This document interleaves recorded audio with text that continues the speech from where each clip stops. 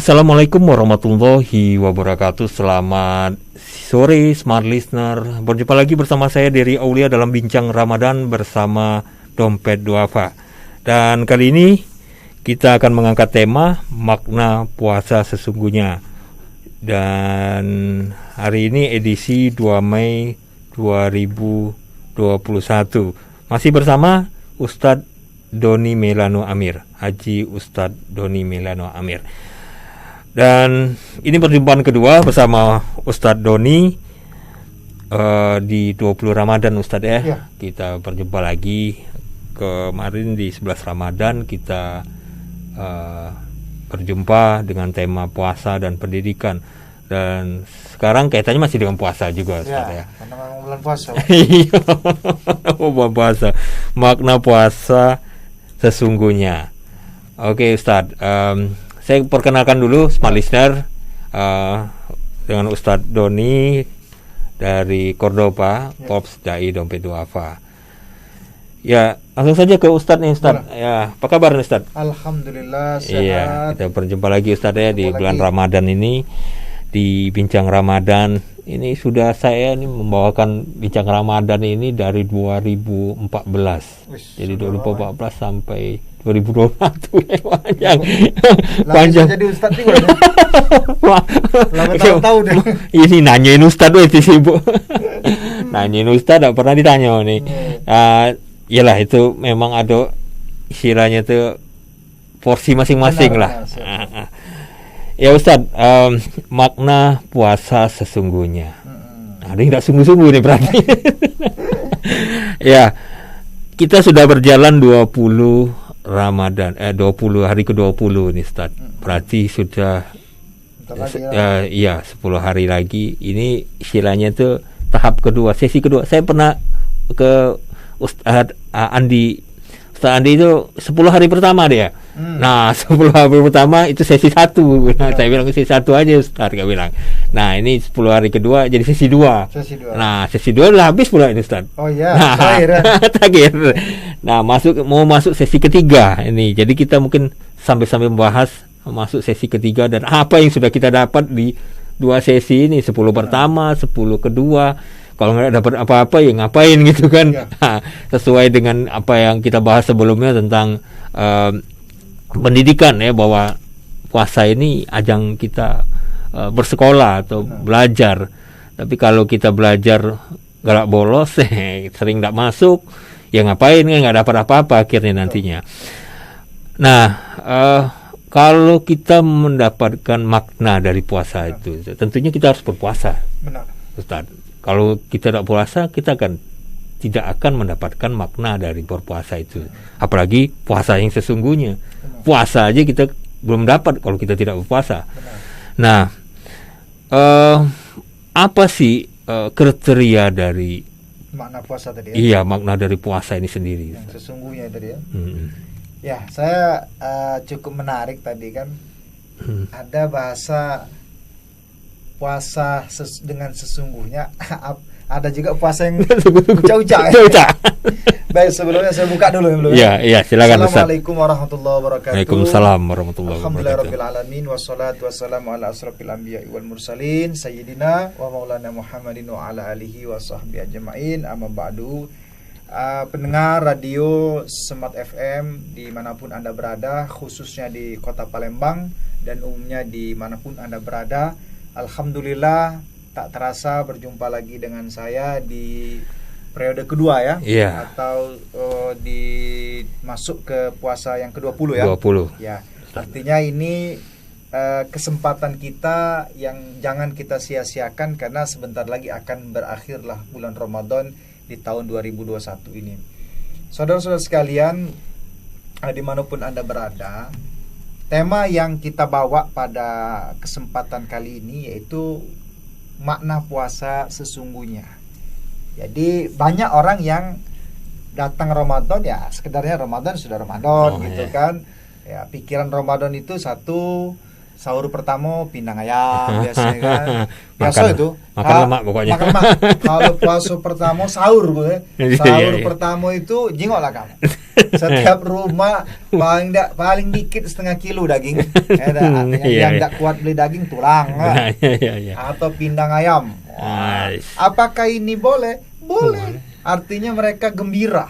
Kalau tidak percaya ceklah di Pasar Palimo, Pasar Cinde 16 itu besok nak puasa, sorenya, paginya sudah ramai semua.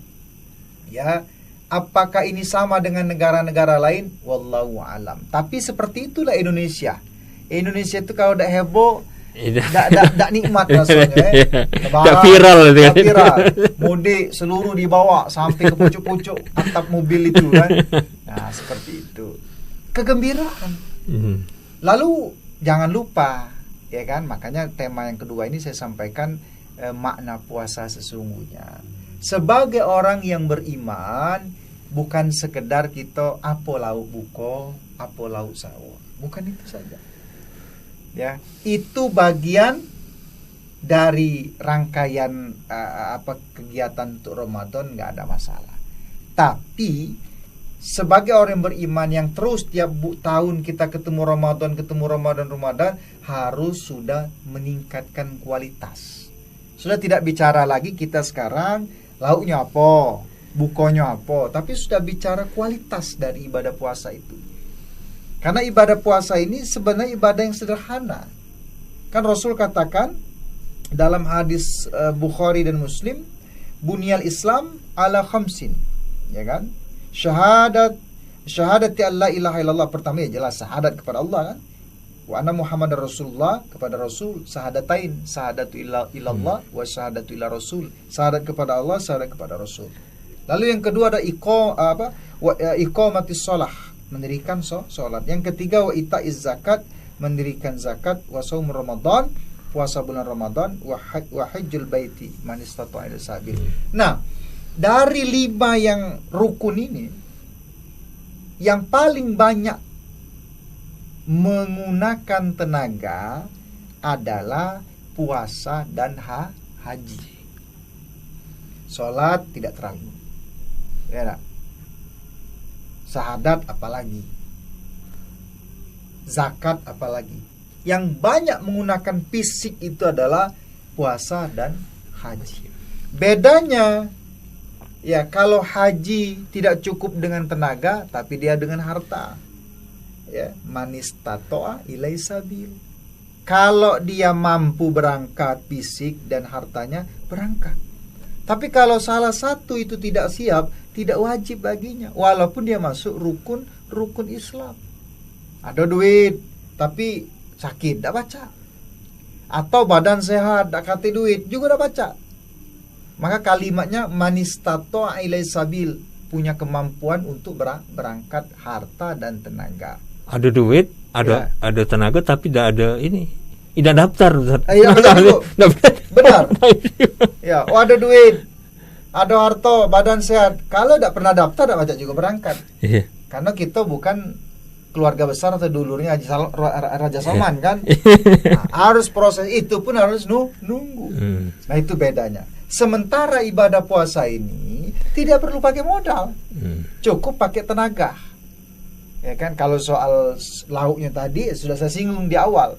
Nah, jadi makna puasa sesungguhnya yang pertama ini adalah ibadah yang wajib kita lakukan, kecuali tadi kita sakit, kita dalam perjalanan, uzur dan sebagainya. Ya, sebab dia tidak bayar ibadah puasa. Ya, dia tidak membutuhkan uang yang banyak, membutuhkan biaya yang besar. Relatif biaya itu, kalau kita nak sahurnya daging terus, ya besar. Bukonya aman dak di pagi sore, dak galak berbuko umpamanya. Kalau dak di siang malam begadang dan sebagainya. Nah, jadi makna sesungguhnya pertama, ibadah ini adalah ibadah yang fisik tapi tidak perlu uang, tidak perlu harta. Sementara ibadah haji tadi fisik plus harta. Tadi ditambah daftar. Ramadan tidak. Itu makna yang pertama. Harapannya apa? Supaya kita betul-betul memahami ibadah puasa ini kewajiban yang semua orang bisa lakukan. Tanpa daftar ya? Tanpa daftar. Ya kan, tanpa menu yang spesial. Iya. tanpa syarat-syarat yang Nggak punya duit pun nggak masalah. Udah baca. Kalau memang tidak sanggup sahur, belanja, beli atau itu, datang deh kamu ke masjid-masjid. Biasanya banyak ngasih sahur itu. Apalagi berbuka, duduk deh kamu di masjid. Yakin, ya. Kalau sekedar es buah, ya dah. Laksan sama pempek, kawan.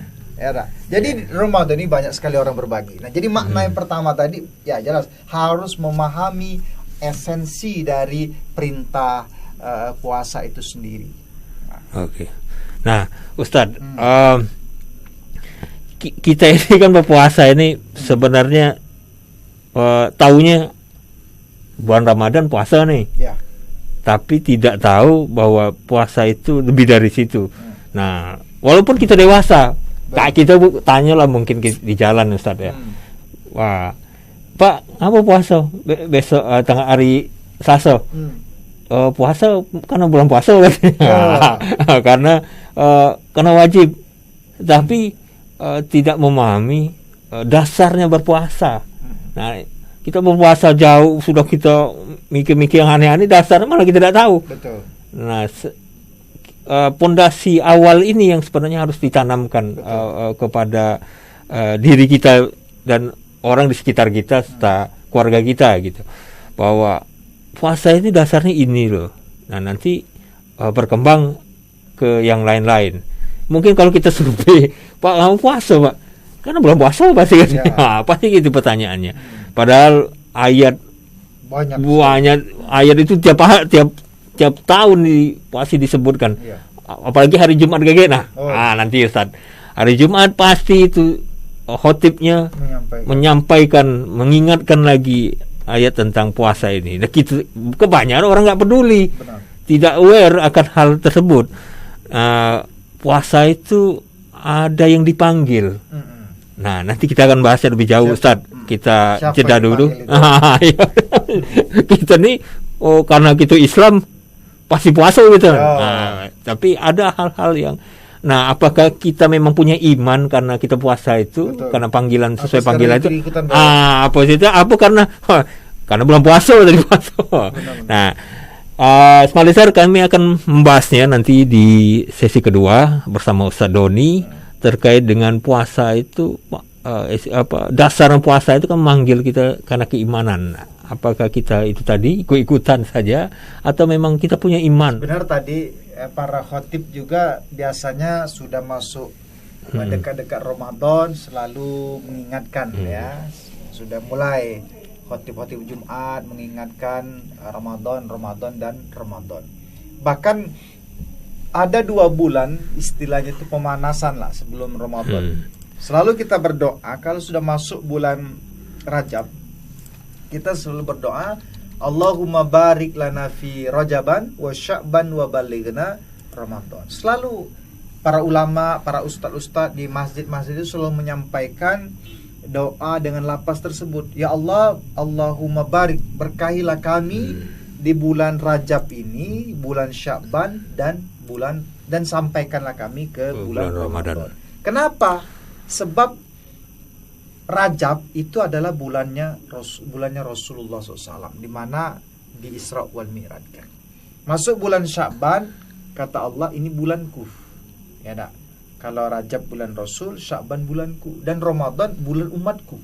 Nah, artinya prepare 1 bulan Ramadan itu sudah Allah dulukan bulan yang sungguh luar biasa, yaitu bulan Rajab dan bulan Sya'ban. Ya. Nah, supaya apa? Supaya kita sudah memahami sedikit-sedikit, jangan kaget. Ya, jangan kaget masuk bulan Ramadan. Dikasih bulan-bulan sebelumnya yang banyak hikmah, yang banyak fadilah-fadilah sebelum masuk Ramadan. Yang kedua, perlu kita pahami juga kan, ya masyarakat ini tergantung kadang-kadang budaya, kultur dan lingkungan setempatnya. Kalau mereka berada di lingkungan yang agamis, yang memang kalau Ramadan itu kajiannya hidup, ya, majelis-majelisnya hidup, insya Allah mereka pun akan terbawa dalam suasana ibadah. Tapi kalau dalam lingkungan di luar seperti itu, ya maka ibadah puasanya ala kadarnya. Betul, diskotik tutup bulan Ramadan, ya kafe-kafe tutup, rumah makan tutup, ya kan. Tapi kalau memang dari dirinya masih berada dalam lingkungan seperti itu, ya tadi puasanya sekedar menghormati orang lain saja, ya kan. Di depan ditutup, ya dah park ininya, tapi dari belakang masih baca. Ya rumah makan ditutup, lauknya ya dari belakangnya tetap makan seperti itu. Itu istilahnya pakai baju tidak pakai celana. Iya, masih sebelum begawe puasa, balik tuh calesu, padahal makan kawan ini. Iya. Ditanya bininya puasa kak, alhamdulillah. Ada hausnya ini, padahal ngentak ke rendang di luar situ. Nah, kenapa bisa seperti itu? Ya tidak bisa dipungkiri karena lingkungan. Makanya Ramadan ini cari lingkungan yang betul-betul menambah keimanan kita.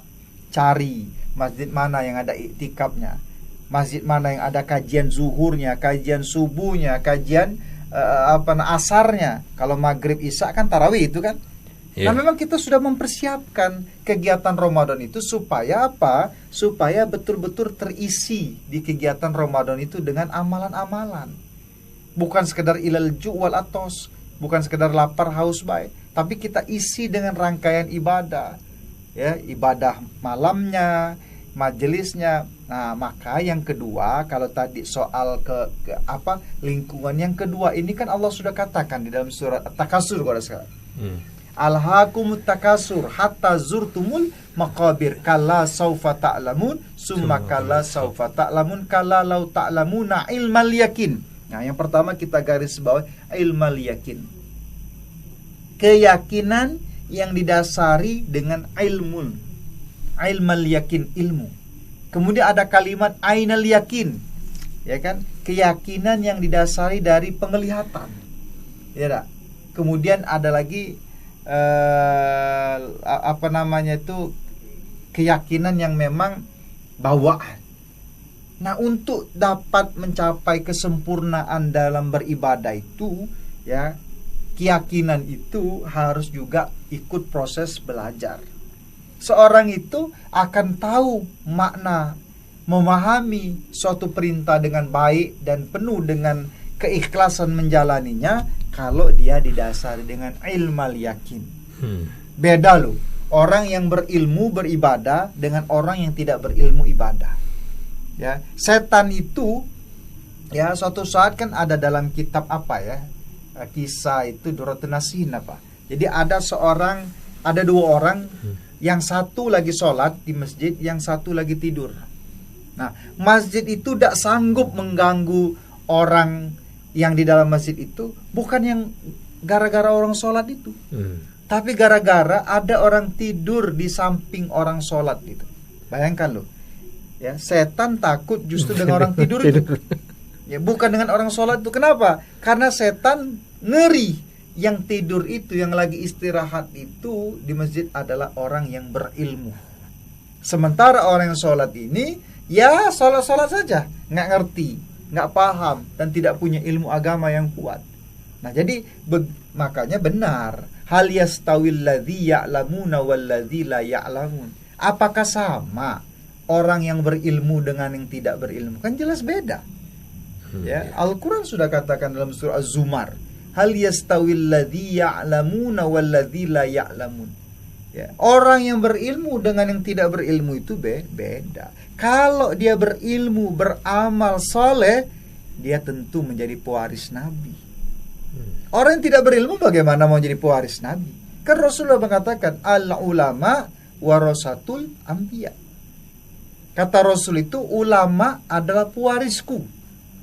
Satu-satunya pewaris tunggalku, kata Rasul, ulama. Ya, jadi ulama itu adalah orang yang dimuliakan.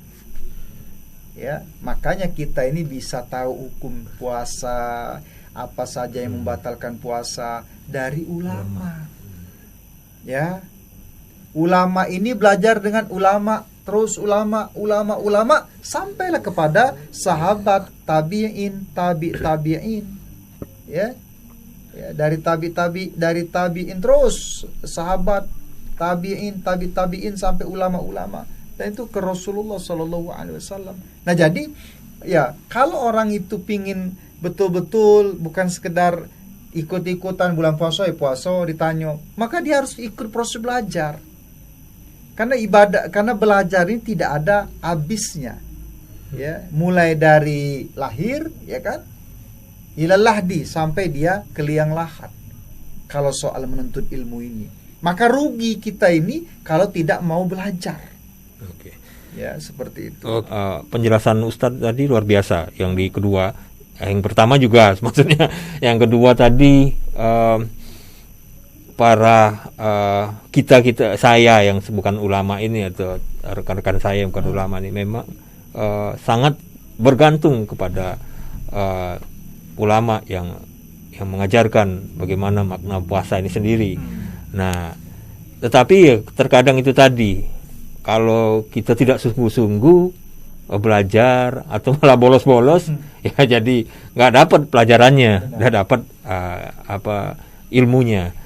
Nah, tetapi kita juga punya kewajiban, Ustaz, walaupun kita bukan ulama. Saya sebagai orang tua, teman-teman yang lain yang sebagai orang tua, sebagai ulama cadangan lah, ulama kepada anaknya, setidaknya memperkenalkan ilmu agama, khususnya puasa ini. Memperkenalkan puasa ini pasti orang tuanya. Benar. Bukannya orang lain, atau ya mungkin guru dan ustadznya mungkin hanya memberitahu, tapi yang betul-betul mengontrol kan orang tua ini di rumah, yang tahu si anak ini bagaimana model puasanya ya orang tua. Nah, kalau kita sebagai orang tua ini, Ustadz, apakah kita perlu, Ustadz, mendalami lebih jauh lagi makna puasa ini sendiri, agar tadi anak-anak kita ini yang mendapatkan pengetahuan dari orang tua ini ya ada ilmunya. Betul. Jadi ngajarin, nak kau puasa. Benar. Bapak beda puasa katanya. Nah, itu repot kan. Nah, kita tidak cukup ilmu ya repot juga. Tidak cukup, tidak mengerti dari makna puasa ini sendiri. Ya gimana kita mau mengajarkan ke anak kita yang seharusnya sebagai ulama utama lah ya. Pertama yang mengajarkan sebelum dia nanti masuk ke pelajaran-pelajaran kepada ulama yang sesungguhnya ini. Silakan Ustaz. Baik. Ya betul. Kedua orang tua harus punya bekal untuk menghadapi bulan suci Ramadan, baik ibunya maupun ayahnya. Karena bagaimanapun ya kedua orang tua punya tanggung jawab besar dan andil bagi putra-putrinya. Ya, anak itu sangat mencontoh dan melihat orang tuanya. Makanya kita waktu di pondok alumni Gontor itu diajarkan kitab Tarbiyatu wa Ta'lim. Ya, kemudian juga ada kitab Ta'lim Muta'alim. Yang inti dari dua kitab tersebut bagaimana cara mendidik mengajar, termasuk orang tua. Sebab dalam kitab tersebut dikatakan al-ummu madrasatul ula. Lebih lanjut almarhum Profesor Jalal, ya mantan rektor IAIN Raden Patah Palembang, beliau pernah buat buku diterbitkan oleh ICMI Sumatera Selatan dengan judulnya Ibu Madrasah Umat. Ternyata peran seorang ibu itu banyak sekali dan sangat berperan penting dalam membesarkan, mendidik anak-anaknya. Sampai banyak ulama memberikan fokus kepada para perempuan. Salah satu tadi Prof Jalal menulis buku Ibu Madrasah Umat dalam kitab Ta'lim Muta'alim, ya kan? Juga disampaikan di situ al-ummu madrasatul ula. Ibu ada sekolah pertama bagi anak-anaknya. Bahkan di dalam Al-Qur'an juga Allah menjelaskan tipe-tipe wanita, tipe-tipe perempuan, tipe yang pekerja keras, ya kan, tipe yang kuat mental dan pejuang, ya seperti istri Rasulullah Siti Khadijah. Kemudian ada tipe perempuan yang menjaga kesuciannya, yaitu Siti Maryam. Juga ada tipe wanita yang dikategorikan suka menggunjing, suka memfitnah, nyenyes kalau bahasa Palembang ini, galak ngateong, ialah Hindun, ya istrinya Abu Lahab. Nah, jadi tinggal pilih Kalau ada betino yang galak nyenyes, yang galak ngatiung, ya Hindun itu namanya. Ya, Iya. Nah, kalau ada di itu di masyarakat, ada bibi-bibi galak ngatiung fitnah, nah, itu bibi Hindun itu. Nah, jadi Allah gambarkan di dalam Al-Quran, termasuk ya bagaimana mengajarkan kepada putra-putrinya puasa, itu ada orang tua. Anak itu melihat, tidak perlu kita ngomong panjang-panjang kalau kita sendiri tidak melakukannya. Ya, kalau bapaknya tidak puasa, nauzubillah ngerokok di bulan Ramadan, ngopi. Bayangkan, nauzubillah, jam 10 pagi bulan Ramadan ngudut, ngopi hitam. Ya Allah, jangan harap anakmu akan puasa. Ya kan? Ada seperti ini, saya kira ada. Ya, ibunya begitu juga. Dianggapnya puasa ini ya sekedar bulan sajalah. Ya. Yang sanggup puasa, yang tidak sanggup tidak usah puasa. Yang penting baju lebaran kau nak ada. Yang penting aku kue lebarannya minta dengan laki ada. Kata laki biara urusan aku. Pokoknya lebaran tahu aku dinding rumah ini sudah kita cat dengan hijau telur asin. Nah sekedar itu mereka itu. Pergi sholat Idul Fitri duluan. Ya dah. Nah jadi orang tua sangat berperan. Itulah disebut dengan kudwah, contoh. Anak itu perlu contoh. Ya, kalau orang tuanya sering ke masjid, anak akan ikut sering ke masjid. Kalau bapaknya sering ke pengajian, anak akan ikut pengajian. Insya Allah itulah yang paling contoh yang paling kuat daripada kita ngomong, ya daripada kita marahi, daripada kita teriak-teriak, tapi contohilah dengan contoh yang baik. Nah kalau itu sudah dilakukan, insya Allah anak akan melihat, anak akan meniru. Suatu saat dia sudah besar, otaknya terekam. Oh saya ini dari dulu sudah diajari oleh bapak saya puasa, makanya tanpa bapak saya memerintahkan, saya akan puasa. Bukan puasa saja, sholat. Ya ketika azan, bapak saya dulu kalau azan langsung sholat. Nah saya pun akan sholat. Sama kita, kalau kita ingin menanam ya bonsai itu bisa dibentukkan ketika dia masih muda ya, masih lembut, ranting-rantingnya kita balut dengan kawat itu kan. Nah, kita bentuk apa bonsai itu kan, atau beringin mini itu kita bentukkan sehingga bagus. Nah kalau sudah besar, beringin kalau besar patah kita paksakan. Ada sisip dikit nimpok wala. Nah artinya dalam dunia pendidikan, kebetulan saya ini punya pesantren Ustaz. Lagi bangun pesantren Mahat Robani. Ya kalau TK Al-Qur'annya sudah ada Syarif Madani kan. Jadi memang proses mendidik ini sejak dini. Anak-anak lebih suka dengan contoh, ya dengan kudwa tadi, dengan memperlihatkan ya, dengan praktek daripada nasihat yang langsung ya, dengan ocehan atau dengan marahan. Anak akan lebih cepat melihatnya dengan kudwah. Ya perlu kita ngomong, menyampaikan, menasihati, tapi juga dibaring dengan contoh. Nah itulah saya kira ya nanti ketika anak ini besar akan menjadi pribadi yang baik. Bayangkan kalau setiap orang tua punya prinsip seperti itu, akan lahir generasi-generasi robbani, generasi yang pintar secara aklianya, ya secara spiritualnya dia taat kepada Allah, ya secara sosial dia peduli kepada masyarakat. Inilah yang diharapkan oleh Rasulullah SAW. Ya, makanya tidak lepas juga 3. Pertama, al-manziliyah, rumah. Rumah itu penentu, Pak. Ya, rumah itu sangat menentukan bagaimana karakter anaknya ke depan. Lalu yang kedua adalah madrasah, sekolah. Makanya cari sekolah yang baik, sekolah yang memang mengutamakan ilmu dan akhlak. Ya, lalu yang ketiga adalah al-bi'ah. Bi'ah itu lingkungan. Cari juga lingkungan yang baik, lingkungan yang positif.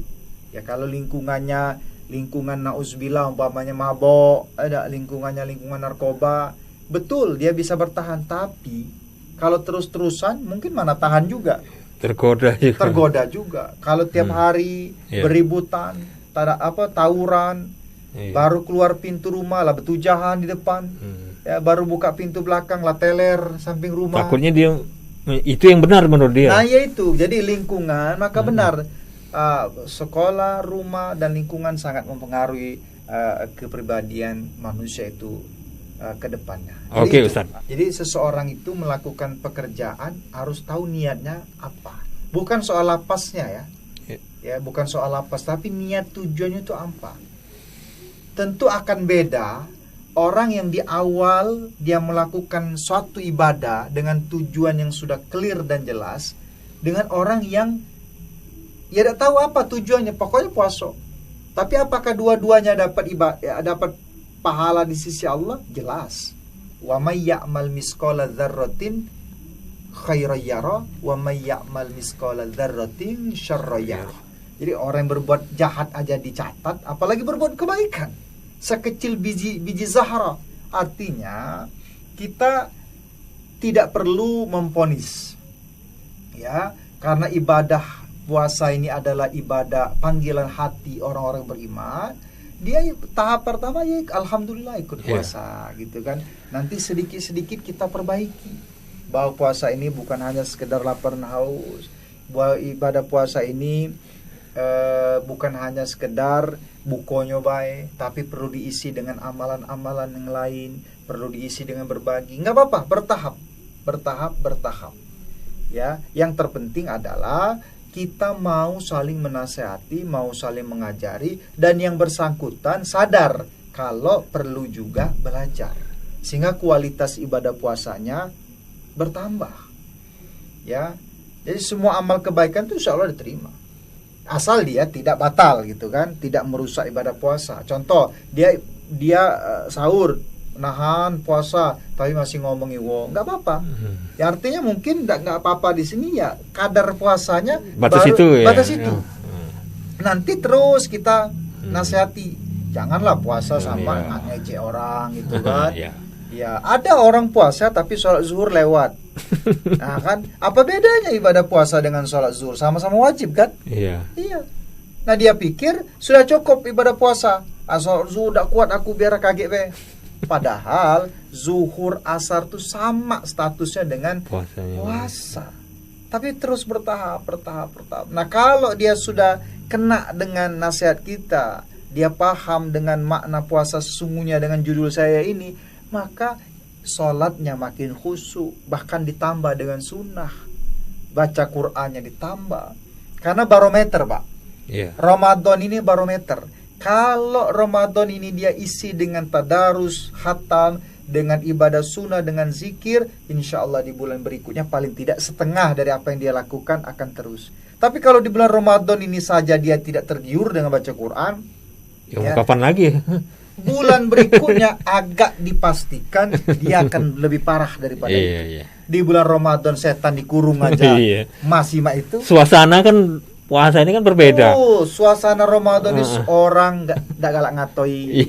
Kalau ada Ramadan ini wong galak ngatoi itu kebangetan. Nah jam 1 payo kita ngerumpi. Ya Allah jam 1 siang wong lemah kalau masih do galak ngerumpi ya ini. Ya siang-siang kita beraplean yuk. Keterlaluannya.